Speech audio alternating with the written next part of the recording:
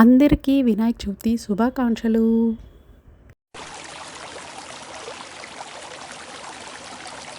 వినాయక చవితి రోజు మనము పూజ ఉదయం 5:20 నుంచి 7:20 ఆ టైంలో కనీసం దీపం పెట్టి ప్రారంభం చేసుకోవచ్చు.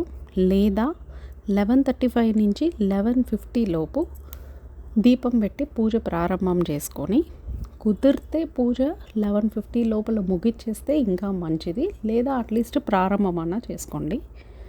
అది చాలా మంచి టైం అని పెద్దలు చెప్తున్నారు. నెక్స్ట్, వినాయకుడు విగ్రహం మనం తెచ్చుకునేటప్పుడు వినాయకుడు విగ్రహంకి తొండం లెఫ్ట్ సైడ్ ఉంటే చాలా మంచిది. లెఫ్ట్ చేతిలో మోదకం పెట్టుకుంటే శుభ ఫలితాలు కలుగుతాయంట. సో అలాంటి ఒక విగ్రహం చూసి తెచ్చుకోండి. వినాయకుడు తొండం లెఫ్ట్ సైడ్ ఉండాలి, చేతిలో మోదకం పెట్టుకోవాలి. నెక్స్ట్, వెడ్నెస్డే వినాయక చవితి వచ్చింది కాబట్టి green colour sari green colour dress green colour కండువా, గ్రీన్ కలర్ కర్చీఫ్ వేసుకొని చేసుకుంటే చాలా మంచిదంట. నెక్స్ట్, కుదిరిన వాళ్ళు 21 పత్రులతో రేపు పూజ చేసుకుంటే చాలా మంచిది. ఒకవేళ అన్ని దొరకకపోతే ఎన్ని దొరికాయో అన్నితో పూజ చేసుకోండి. లేదా గరికతో పూజ చేసుకున్నా చాలా మంచిది అంట పెద్దవాళ్ళు చెప్తున్నారు. నెక్స్ట్, రేపు ముఖ్యంగా మనము దేంతో చేసినా చేయకపోయినా తులసితో కుటుంబ సభ్యులందరూ కలిసి ఒక్క తులసి దళమైన స్వామివారికి అర్పించండి, చాలా మంచిది. రేపు ఒక్కరోజే మనం తులసితో పూజ చేయగలుగుతాము. సో ప్రతి ఒక్కరూ ఒక్క తులసి దళమన్న స్వామివారికి అర్పించండి. మీరు ఎన్ని ప్రసాదాలు చేసినప్పటికీ, ఎన్ని పండ్లు పెట్టినప్పటికీ కూడా మీరు వారికి దోసపండు నైవేద్యంగా పెట్టాలి. తర్వాత పూజ అయిపోయిన తర్వాత ఆ దోస పండుని అందరూ ప్రసాదంగా స్వీకరించాలి. నెక్స్ట్, రేపు సింధూరం పూజ స్టార్ట్ చేస్తే చాలా మంచిదంట.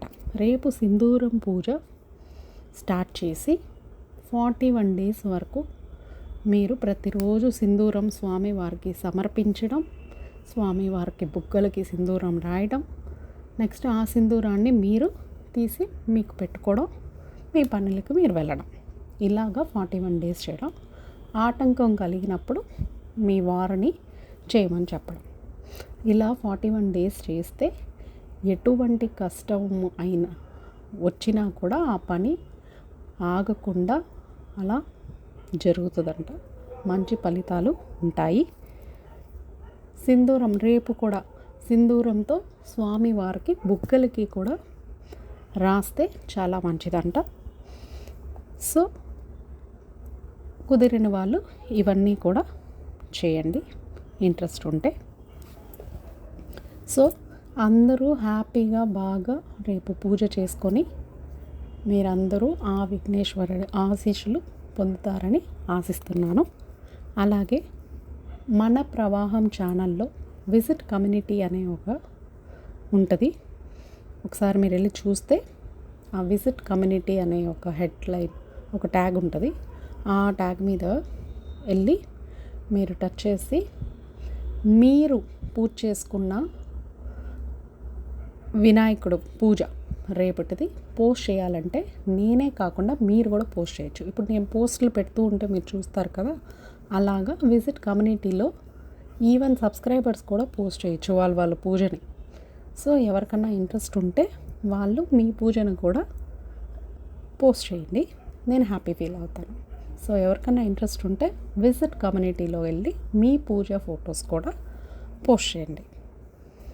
సో అందరికీ హ్యాపీ వినాయక చవితి.